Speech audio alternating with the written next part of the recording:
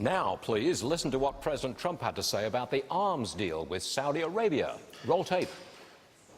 If we don't sell them the equipment, they'll buy lesser quality equipment because we make it's so much better than anybody else.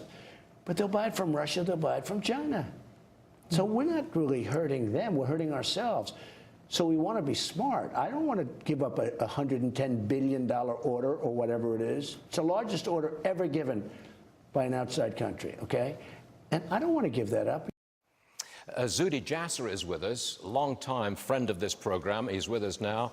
Zuhdi, the last thing that we want to do with Saudi Arabia, no matter what they've done, the last thing that we want to do is to interfere with the containment of Iran.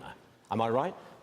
Absolutely. And I have to tell you, you know, I've been on your program many times talking about human rights, freedom, democracy, and how much the ideology of Saudi Arabia has been part of that cancer. However, I'm also understanding of the realpolitik of the region. We spent 8 years of Obama being force-fed an inappropriate nuclear deal, ignoring all the human rights disasters, the assassinations, everything happening out of Iran, the terror sponsorship because of a nuclear deal. Now, because an Islamist who had American residency was assassinated, we're supposed to abandon an entire alliance that President Trump was trying to reestablish, ignore all the consequences in the region, and ignore the fact that we are at war globally, Stuart, against radical Islamism, which includes Brotherhood alliances, the Khomeinist of Iran, the Turkey AKP alliances. So strategically, there's nothing dumber we could do than to abandon an ally. Yes, they may have been a bad actor. Yes, we should punish them, but it should not mean abandoning major arms sales and destabilizing the region. So what should we do if it is proven that there was an atrocity in the Saudi consulate in Istanbul? If that is proven, and we're satisfied with the proof, what should we do?